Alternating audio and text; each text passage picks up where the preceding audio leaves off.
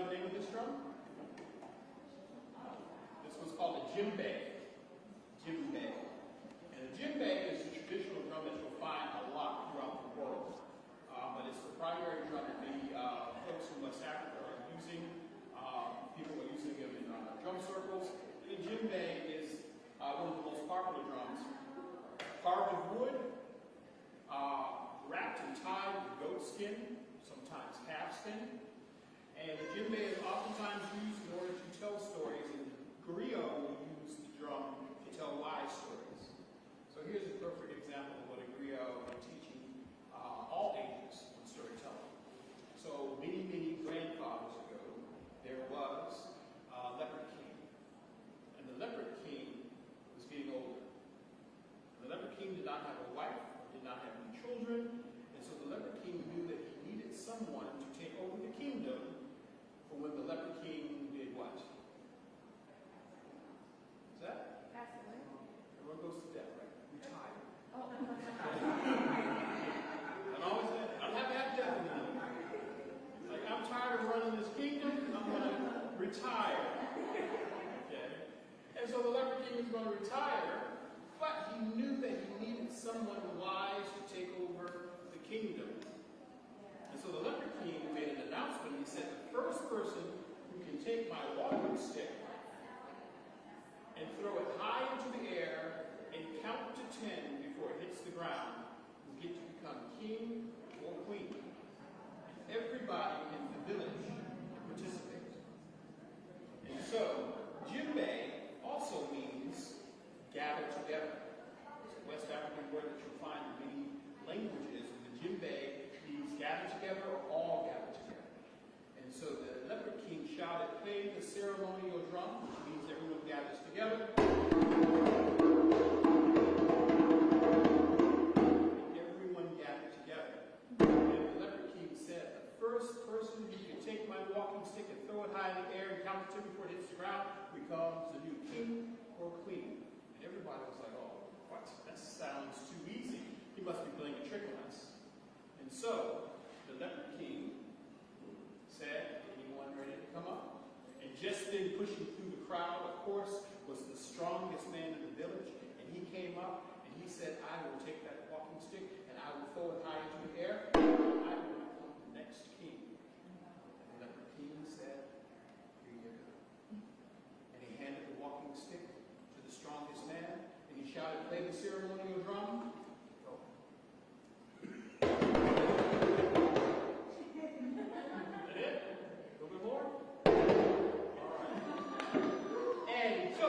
Walking stick, and he threw it high into the air, and everyone began to count. 1, 2, 3, 4, 5, 6, 7, and the walking stick hit the ground at 7. Everyone was shocked. The strongest man in the world or in the kingdom, not the world, right? Couldn't throw the walking stick high up in the air, and everyone went, whoa, this must be impossible to do.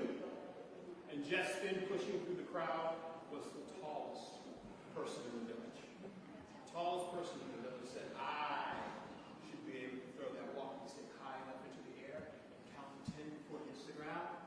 And so the leopard king passed the walking stick to the tallest person, and he said, play the ceremonial drum. Keep going. Keep a little more. One more time.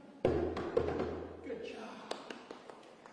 And so, he took the walking stick, the tallest person, and the walking stick, and he spun around in a circle, and he threw that walking stick high into the air, and everyone began to count again. 1, 2, 3, 4, 5, 6, 7, 8. The walking stick hit the ground at 8. This is very, very hard. It must be impossible. The king is just playing a practical joke on us. Now just then, the fastest person came up. The fastest person came up, walks, come, take the walks, come, take the walks, come, put it on there, put it there, oh, it's going to wrap up with the kingdom, right? So, fastest person. And the king said, here's the walking stick. The fastest person, they shouted, play the ceremonial drum.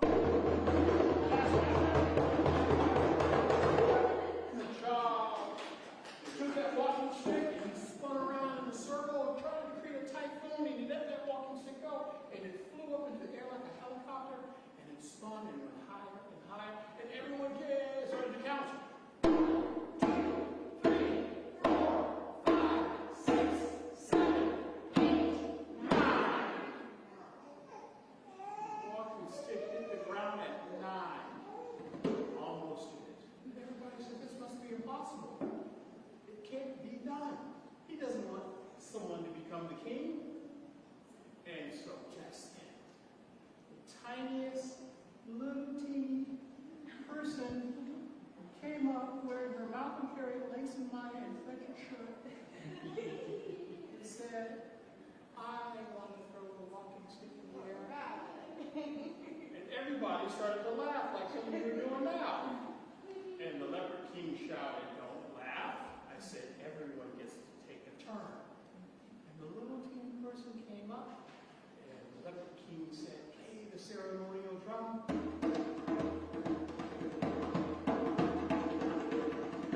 And with her little voice, she said, 5 plus 5 is 10. And the walking stick landed in her hand. And the king said, there is your new queen. Because she wasn't stronger, taller, faster, she was wiser. Because the king never said how he had to count to 10. He just said the first person who can count to 10 before the stick hits the ground wins. And so, up in the air, 5 plus 5 is 10.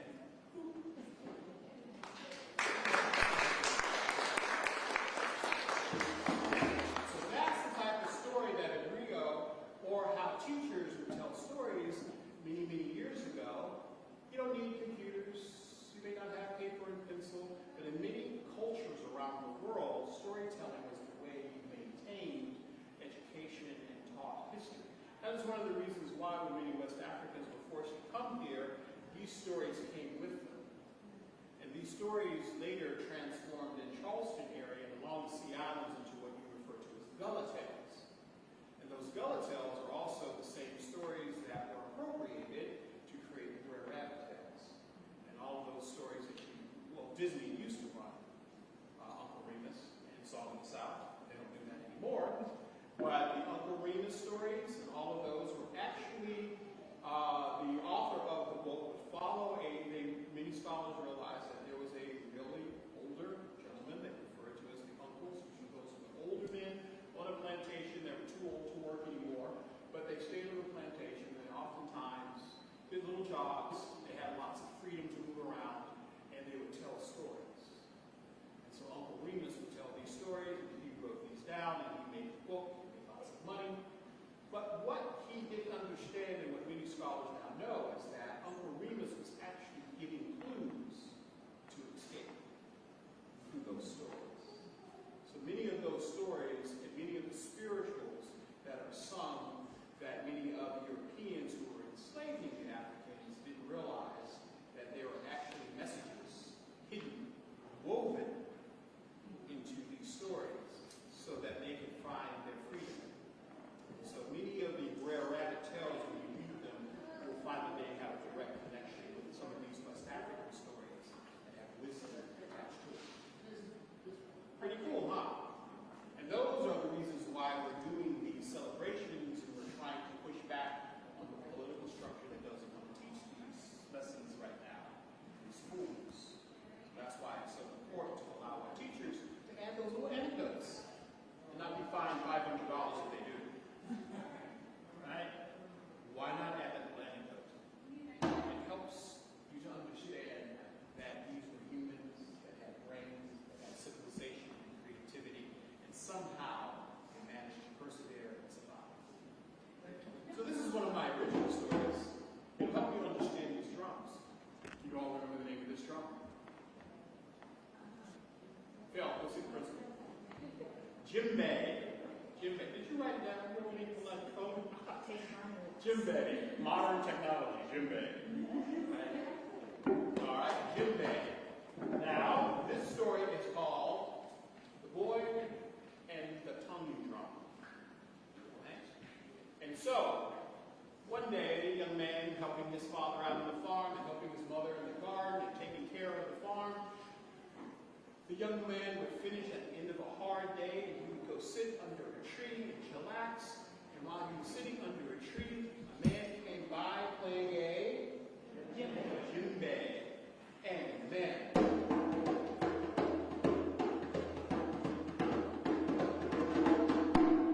he said, "Oh, I love the sound of that djembe." And then the djembe said, "Well, you're welcome to have a djembe.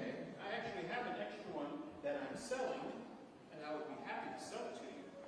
And the little boy said, "Oh, it's a perfect little djembe." And he goes, "I will run home and ask my father if I can have some money to buy the djembe. I'll be right back." And he ran home, found his father, and he said, "Father, Sorry, can I sing it?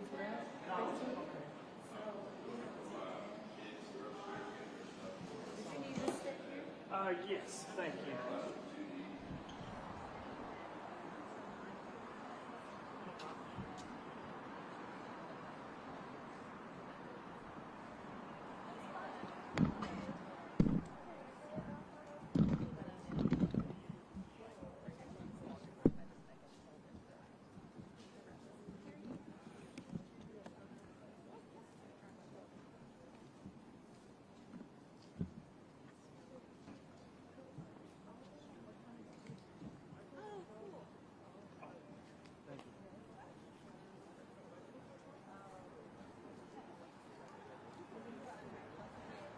Spark, did you get roped into talking on the news?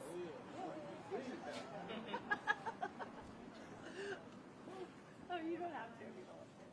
I'm Jenny, by the way. Sorry. Harry was like, "That's Spark over there." Yeah, We love your coloring sheets. yeah, they're great.